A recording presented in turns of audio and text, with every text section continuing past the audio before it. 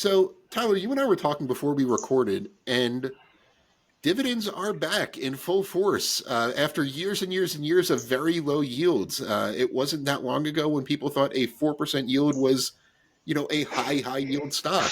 That's not the case anymore. Fortunately for dividend investors with money to put into the market, there are some high yield stocks right now, and a lot of them I would call bargains. Um, in the banking sector, especially, I'll talk about mine real quick. It's a pretty well known company, especially if you live on the East Coast. Truist Financial, TFC. And my thesis in one sentence is this is a national bank scale, but it's being treated like one of these regional banks that is in serious danger right now. And what I mean by that, the stock's trading at a 30% discount to its book value, despite the fact that, one, it's the sixth largest bank in the country. It has $565 billion in assets, which makes it a systemically important financial institution. That subjects it to greater regulatory scrutiny, so we know that it would be fine in a severely adverse environment. That means it's subject to the stress tests every year. Technically, it is a regional bank. It's only in, I think, 14 states, mostly in the southeast and mid-Atlantic regions. Um, and but that's also one of its big strengths. It's this down here where I am. Truist has a big presence.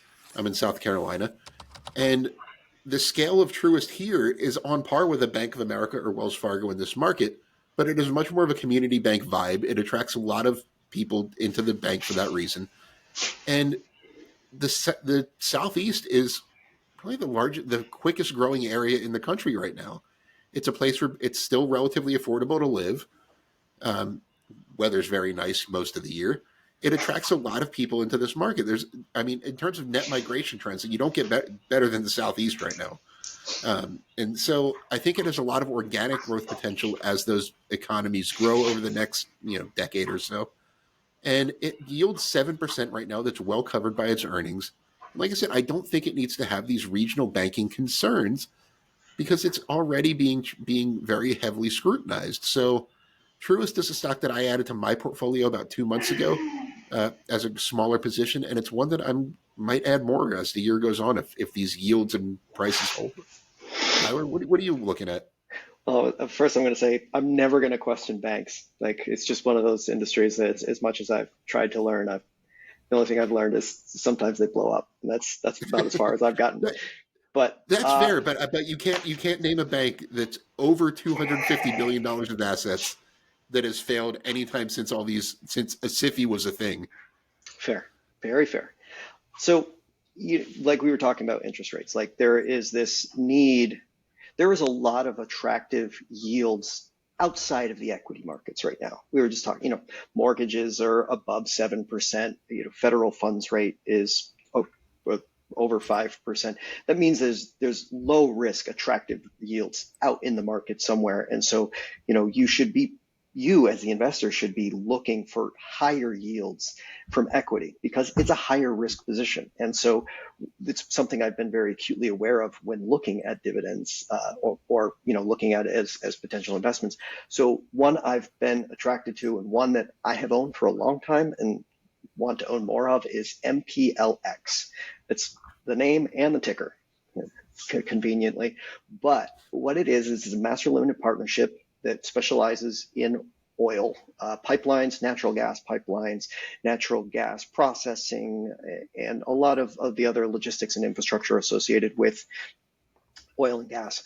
The majority of its business is actually all pipelines feeding its parent company, Marathon Petroleum. So feeding the refineries, distributing all of the oil that it owns, either through crude oil pipelines or through refined product pipelines. Then also, the gas distribution and gas gathering business is kind of its smaller but more growth oriented side of the business. What attracts me to this business in particular, number one, is it's extremely cheap. Right now, it currently has a trailing dividend yield of 8.97%. So we're basically getting a 9% yield on this company. Yes, it's a master limited partnership. It's not a dividend. It's a distribution.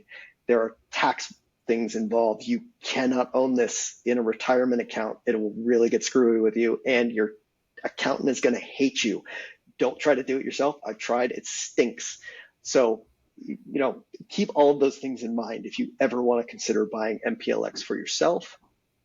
But with its current position in the market, it isn't spending a lot of money on expansion. There aren't a lot of opportunities in this industry right now. So it's just throwing off cash to investors.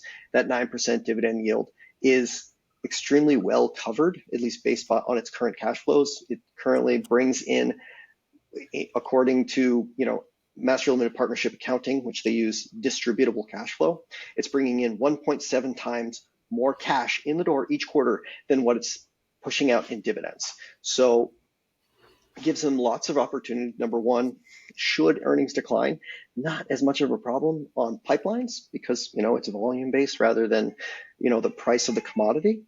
So lots of protection to the downside. And at the same time, there's enough room in the business to grow its payout should it want to, and even enough cash so that it can start to buy back stock, which is pretty uncommon in the master limited partnership industry. It's normally actually the other way around because they use it to finance projects. But with few projects to actually invest in, over the past 12 months, it's bought back $356 million worth of stock, with giving it opportunities to, kind of continue that path of shareholder value creation. It's majority owned by Marathon Petroleum. That company loves it. It's just like throwing off cash to them, and I don't really foresee them doing anything strange or significant to the business in the future. So if I just want to collect income checks, it's hard to beat MPLX right now. Yes, there are definitely a lot of options out there. So I'm going to dig into that one because I am not too familiar with that company. And thanks, Tyler, for joining me. Once again, thank you so much for joining me. Be sure to click subscribe if you don't subscribe to my channel already. And as always, this video is sponsored by The Motley Fool. Be sure to visit www.fool.com/Frankel to receive the top 10 best stocks to buy now.